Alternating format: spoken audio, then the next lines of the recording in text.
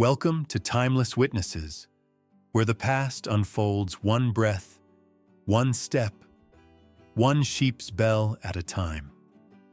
Picture this. You're a 12-year-old boy in a small Bulgarian village in 1550. The morning mist clings to the valley like a shroud as you help your father tend to the sheep. The bells around their necks create a gentle melody that has been the soundtrack to your entire life.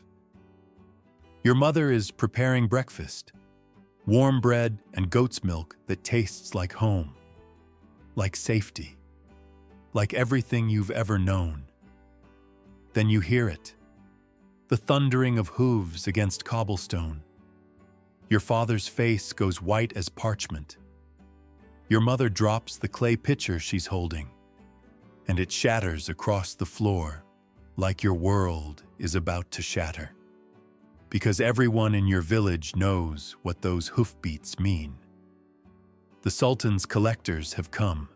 You watch from behind a wooden cart as Ottoman officials dismount their horses, their silk robes pristine despite the long journey. They carry scrolls, and their eyes scan the gathered villagers with the cold calculation of merchants evaluating livestock.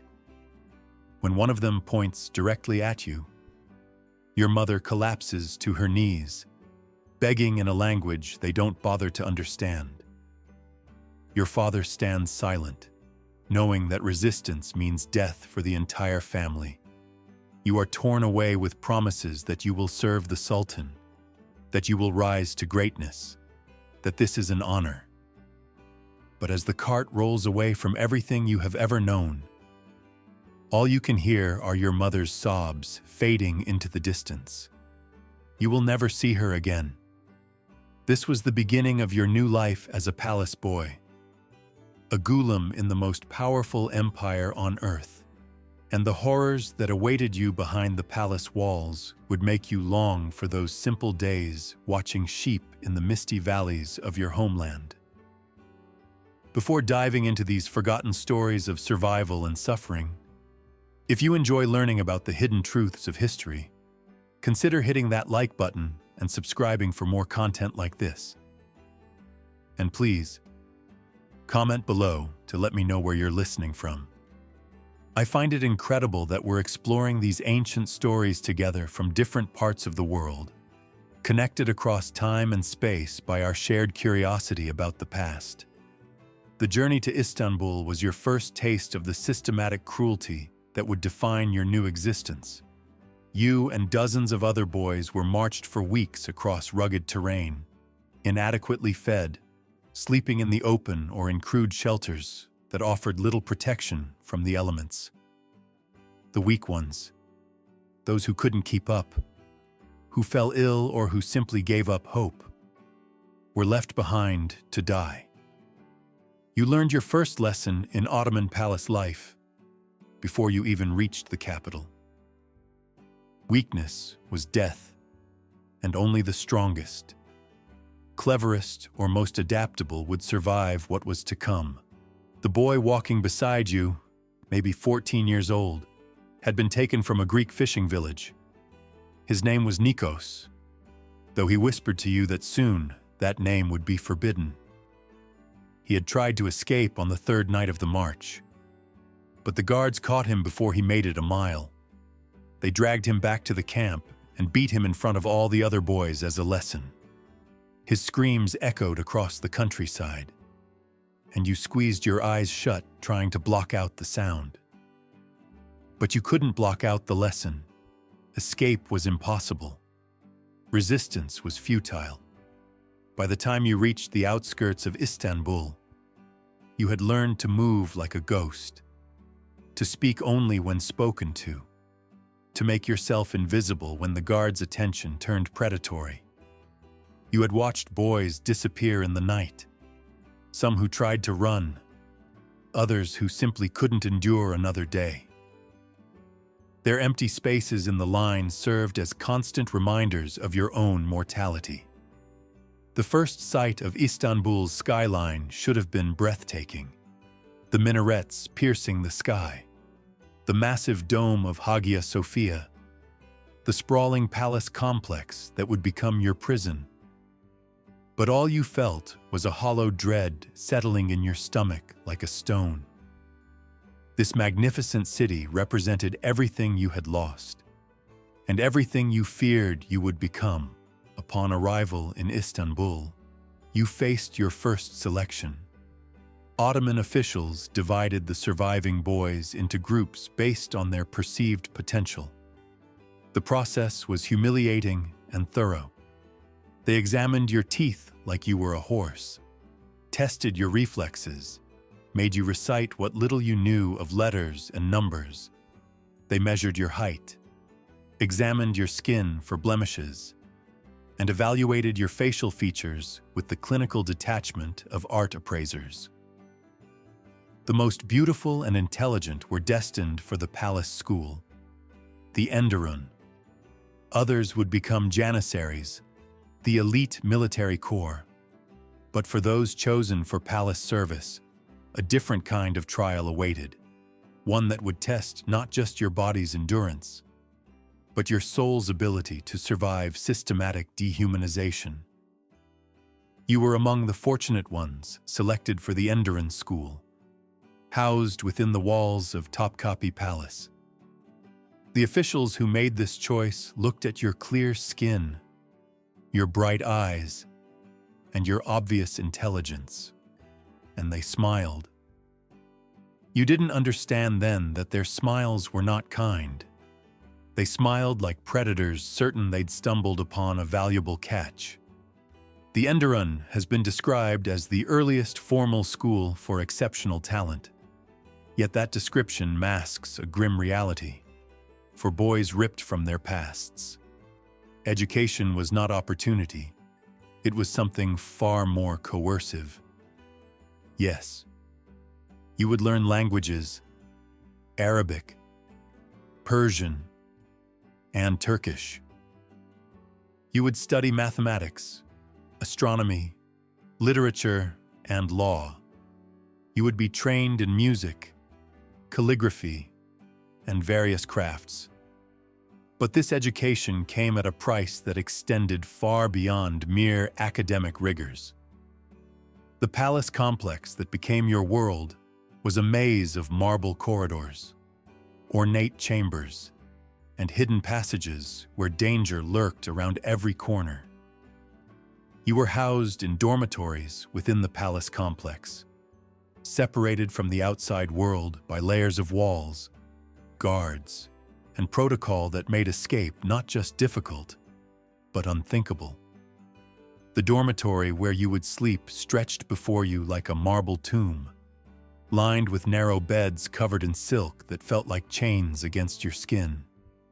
Your first night in the dormitory, you lay awake listening to the sounds that would become the soundtrack of your imprisonment. The soft sobbing of homesick boys trying to muffle their tears in their pillows. The whispered conversations in languages you didn't recognize. The footsteps of older students and supervisors prowling the halls after lights out. You clutched the small wooden cross your mother had pressed into your hand as you were taken away. But by morning, even that last connection to your former life would be discovered and confiscated. You were given a new name, Mehmet, and told to forget your Christian origins. Conversion to the empire's official faith was not optional. It was fundamental to your transformation from captured child into Ottoman servant. The ceremony was conducted with great pomp, as if you had chosen this path voluntarily. But you knew, and everyone knew, that choice had nothing to do with it. You repeated the words they told you to repeat. But inside, you held on to the memory of your mother's lullabies and your father's stories. But the most insidious aspect of your education was the systematic breaking down of your individual will and your reconstruction as an instrument of imperial pleasure and power.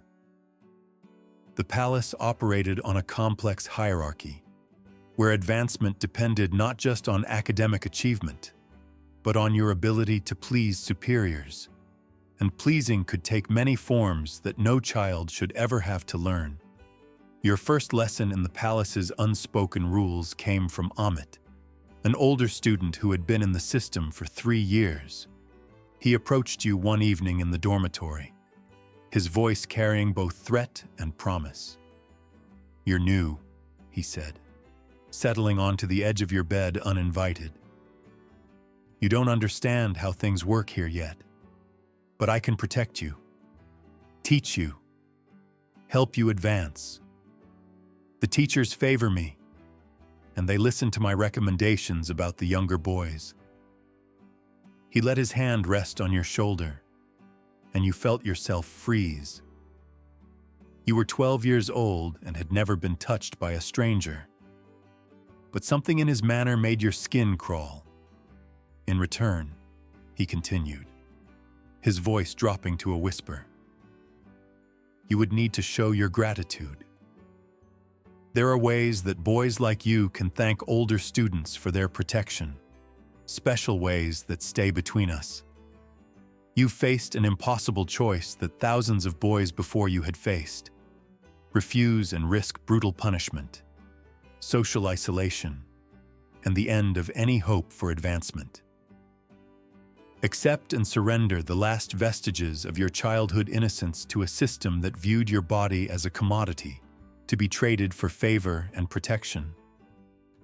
There was no good choice, only survival.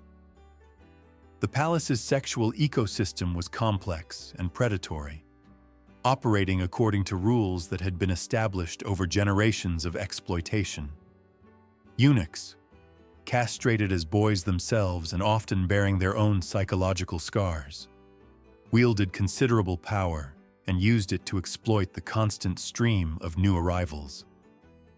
They understood the system intimately because they had once been its victims.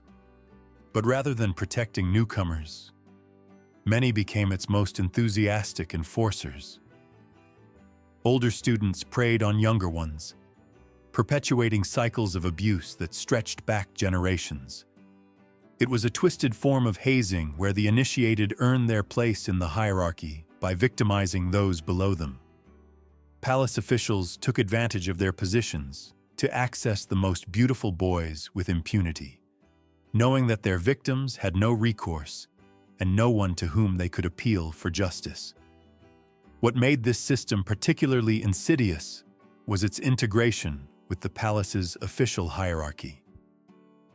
Sexual relationships were not hidden scandals. They were part of the social order, woven into the fabric of daily life so completely that they seemed natural and inevitable.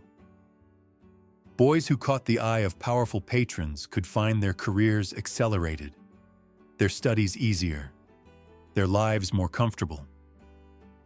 Those who refused or displeased their superiors found themselves relegated to menial positions, subjected to harsher discipline, or simply disappeared from the palace rolls altogether.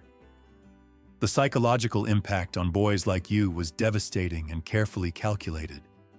Cut off from your family, stripped of your original identity, and thrust into a world where your body was seen as a commodity, you developed what we might now recognize as complex trauma responses.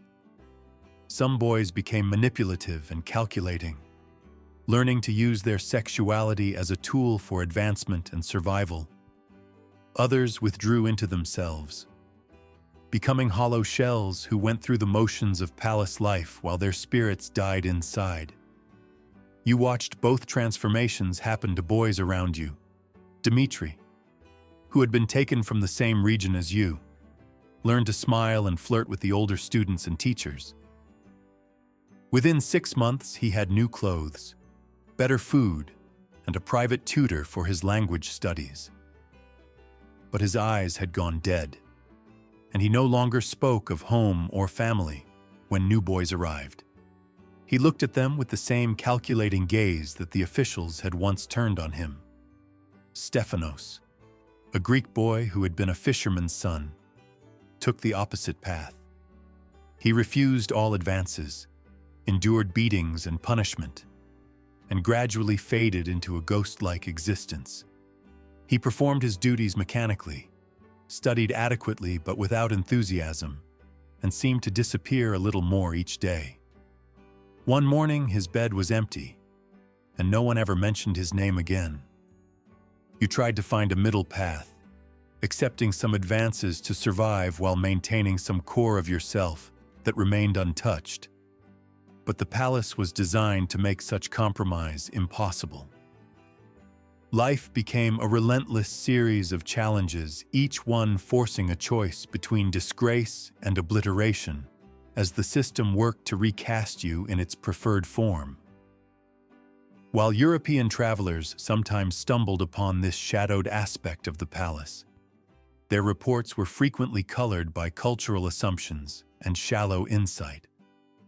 A 16th-century Venetian diplomat recorded the disturbing affection he witnessed between high-ranking officials and their youthful male aides, confessing his deep discomfort at what he saw.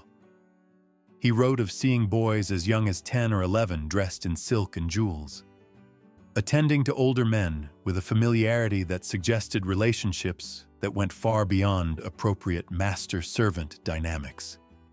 A French diplomat in the 17th century wrote more explicitly about what he witnessed during a palace reception. The young pages moved through the halls like beautiful birds in cages, their eyes downcast, but their bodies adorned for display. One cannot help but notice the possessive manner in which certain officials regard these children, nor the fear that flickers in the boys' eyes when their masters approach. The physical conditions of palace life compounded the psychological abuse in ways that were designed to break down resistance and create dependency. You lived in cramped dormitories with minimal privacy, where every moment was subject to surveillance and control. You were awakened before dawn for prayers you had been forced to learn, fed adequate but not abundant meals at precise times, and subjected to a rigid schedule that left no time for reflection or resistance. Punishments were common and creatively designed to humiliate and break spirits. Boys who violated rules, speaking their native languages, practicing old traditions or showing insufficient enthusiasm for their new lives, faced beatings, public humiliation or isolation in chambers barely large enough to lie down in. You witnessed a boy named Milos, who had been caught praying in the manner of his former faith, forced to stand naked in the courtyard for an entire day, while other students were encouraged to mock him. The lesson was clear. Your old identity was not just forbidden, it was a source of shame. The palace's internal economy further complicated your situation and created additional layers of exploitation. You could earn small privileges through good behavior, academic achievement, or by pleasing your superiors in various ways. These privileges, better food, nicer clothing, more comfortable sleeping arrangements, access to books or musical instruments became precious commodities in your restricted world. The system created a complex web of dependencies and loyalties that made resistance nearly impossible, and collaboration seemed like the only path to survival. You learned to navigate this economy with the calculating mind of someone much older than your years. You discovered that helping older students with their studies could earn you protection from their advances.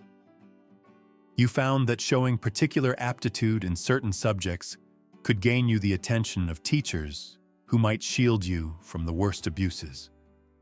You realized that perfect obedience and visible enthusiasm for your new life could result in small freedoms that felt enormous in your circumscribed world. Some boys attempted escape, but the palace's location on a peninsula surrounded by water made this extremely difficult. Those who were caught faced severe punishment that was deliberately made public to deter others. You witnessed the return of a boy who had tried to flee by swimming across the Golden Horn. He was barely alive when they dragged him back. and the beating he received in front of all the students left him permanently injured. He lived as a warning to the rest of you, broken, barely functional, a living example of what happened to those who chose rebellion over submission. The few boys who managed to flee faced an even more daunting challenge. They had been in the palace so long, and their original identities so thoroughly erased, that returning to their former lives was impossible. Their families might not recognize them. Their communities might reject them as traitors or converts. And they possessed few skills that would allow them to survive outside the palace system. Most who escaped were recaptured within days, but even those who remained free often found themselves adrift in a world that no longer had a place for them. As you matured within the system, surviving through a combination of intelligence, adaptability, and carefully calculated submission, you faced new challenges and deeper corruption of your soul. The most successful students might eventually be appointed to high governmental positions. But this success came at the cost of perpetuating the very system that had abused them. You realized with growing horror that your teachers and supervisors, the men who had shaped and damaged you, had once been boys like you, taken from their families and molded into instruments of imperial power. This recognition brought a terrible choice. You could resist the system and likely be destroyed by it, or you could embrace it fully and become one of its enforcers, selecting the next generation of boys, breaking them down and rebuilding them, maintaining the palace's hierarchies of power and exploitation.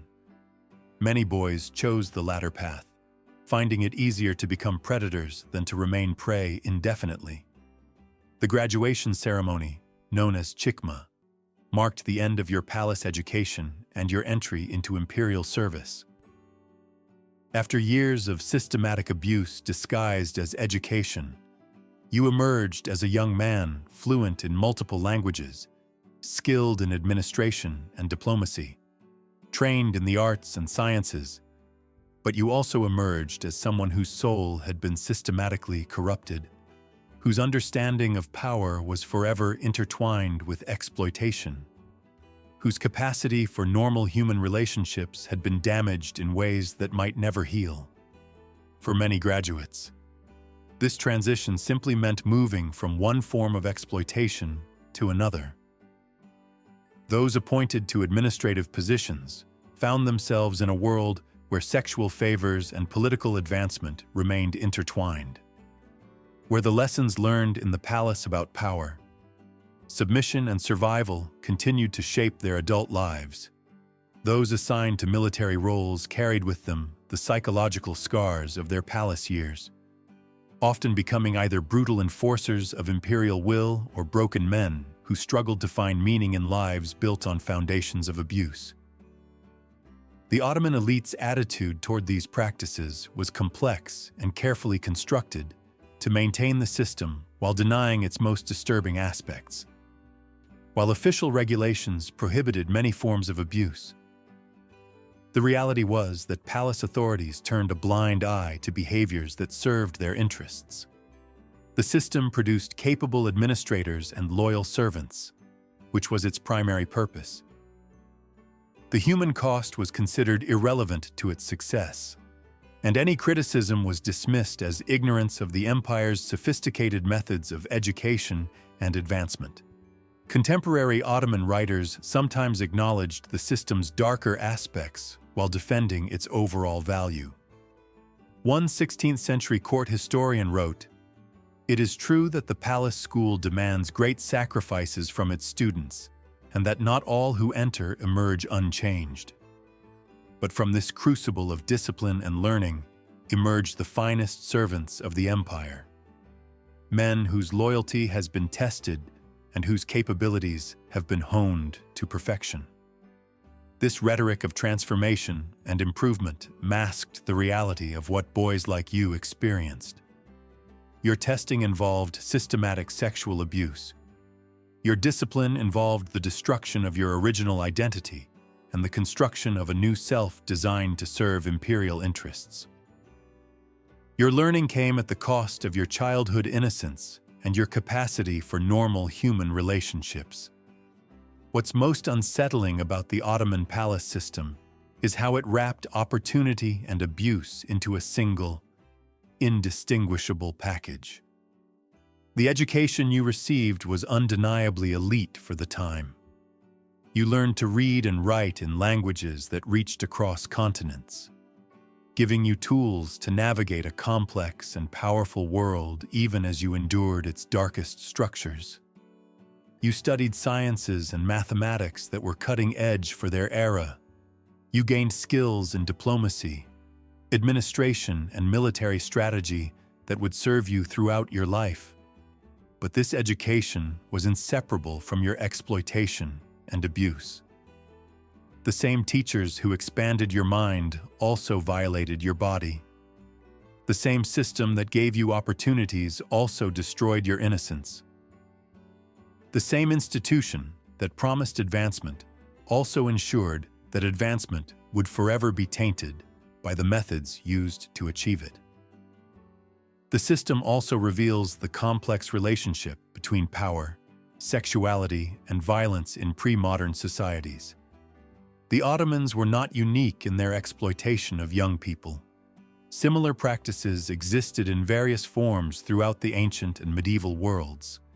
But the Ottoman system was notable for its scale, its systematization, and its integration into the imperial apparatus. It was not a hidden perversion, but an open institution, celebrated for its effectiveness and defended by its beneficiaries. By the 17th and 18th centuries, the palace system began to decline as changing military technologies reduced the importance of the Janissary Corps and new forms of administration. Decreased reliance on palace-trained bureaucrats, European influence, and changing social attitudes also contributed to the system's gradual transformation. But for the thousands of boys who passed through the palace gates during the system's height, these changes came far too late. Their stories of childhood lost, innocence destroyed, and spirits broken in service to imperial power represent one of history's most systematic examples of institutional child abuse. The boys who survived learned to navigate a world where their beauty was both asset and liability, where their intelligence was valued, but their humanity was not, where advancement required surrendering pieces of their souls that could never be recovered. Some rose to positions of great power and influence, becoming viziers, generals, and governors who shaped the empire's destiny. But they carried with them the scars of their palace years, and many perpetuated the cycles of abuse that had shaped them. Others disappeared into historical obscurity, their fates unknown and their suffering unrecorded, remembered only as entries in administrative records that noted their arrival, their training, and their eventual assignment to service. The palace walls that once echoed with the footsteps of these boys still stand today, transformed into a museum where tourists admire the architectural grandeur and artistic treasures of the Ottoman court. Visitors marvel at the beautiful chambers where the empire's elite were educated, but they see only the physical beauty of the spaces. The marble corridors keep their darkest secrets, and the rooms where education and exploitation intertwined remain silent about the price that generations of young boys paid for imperial glory. The guided tours speak of the palace school's educational innovations, its role in training capable administrators, its contribution to the empire's success. They do not mention the systematic abuse that was fundamental to its operation, the boys who died rather than submit to its demands, or the men who emerged from its halls forever changed by their experiences within its walls. As I finish this account, imagining your story as representative of thousands like it, I'm reminded that these tales of suffering and survival are not merely historical curiosities. They represent real human beings, children torn from their families, stripped of their identities, and forced to navigate a world that valued their bodies and minds while dismissing their humanity as irrelevant to the empire's grand designs. You, the boy I've imagined, standing in those marble corridors with fear in your heart and silence on your lips, represent thousands of real children whose names we will never know, whose individual stories were never recorded, whose suffering was never acknowledged by the system that created and sustained it. Your ghost, and the ghosts of all the boys like you, still walk those palace halls, reminding us that behind every empire's grandeur lies a foundation built on human suffering, and that the price of power is often paid by those who have no choice in the matter. The horror was not in the violence alone, but in how systematically it was applied, how completely it was normalized, and how thoroughly it was forgotten by history. You and boys like you lived and died in a system that treated you as beautiful objects to be molded and used, and your stories deserve to be remembered, not as exotic historical footnotes, but as testimonies to human resilience in the face of institutionalized cruelty. The morning air that once carried your fearful footsteps has long since faded, but your story echoes still through time, demanding that we bear witness to your suffering and remember the terrible price of the empire's golden age. In remembering your story, we honor not just your individual suffering, but the suffering of all children who have been caught in the machinery of power throughout history, used and discarded by systems that value conquest over compassion, empire over innocence,